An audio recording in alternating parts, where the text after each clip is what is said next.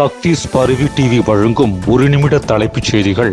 மறைந்த கேப்டன் விஜயகாந்த் அவர்களின் நினைவு நாளில் அவரது நினைவிடத்தில் துணை முதல்வர் உதயநிதி ஸ்டாலின் அஞ்சலி செலுத்தினார். முத்தமிழ் அறிஞர் கலைஞர் அவர்களின் மீது பெருமதிப்பு கொண்டிருந்தவர் என்றும், மாண்புமிகு முதலமைச்சர் மு.க. ஸ்டாலின் அவர்களின் இனிய நண்பர் என்றும், தனது பாசத்துக்குரிய அண்ணன் கேப்டன் விஜயகாந்த் என்று அவர் நினைவு கூர்ந்து புகழ் அஞ்சலி செலுத்தினார். ஜனவரி 15 பொங்கல் விடுமுறை தினத்தில் நடைபெற இருந்த CAA தேர்வு 19ஆம் தேதிக்கு ஒத்திவைக்கப்படுவதாக இந்திய பட்டய கணக்காளர் கழகம் அறிவிப்பு. ஜனவரி 1ஆம் தேதி முதல் வைகை, பொதிகை, பாண்டியன் உள்ளிட்ட 57 ரயில்கள் மேல்மருவத்தூரில் ஒரு நிமிடம் நின்று செல்லும். தைப்பூசத்தை ஒட்டி நடவடிக்கை. தெற்கு ரயில்வே அறிவிப்பு. ஏழை மக்கள் மீது பெரும் மதிப்பு கொண்டவர் கேப்டன் விஜயகாந்த் என முதல்வர் மு.க. ஸ்டாலின் எக்ஸ் தளத்தில் பதிவிட்டுள்ளார். பான் கார்டு வைத்திருக்கும் அனைவரும் தங்களது ஆதார் கார்டுடன் பான் எண்ணை இணைத்துவிட வேண்டும் என்று வருமான வரித்துறை கேட்டுக் கொண்டுள்ளது.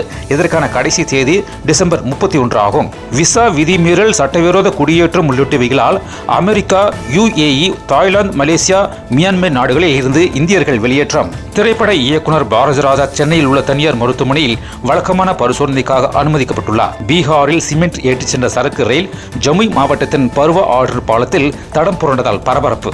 இத்துடன் ஒரு நிமிட செய்திகள் நிறைவு. நன்றி, வணக்கம்.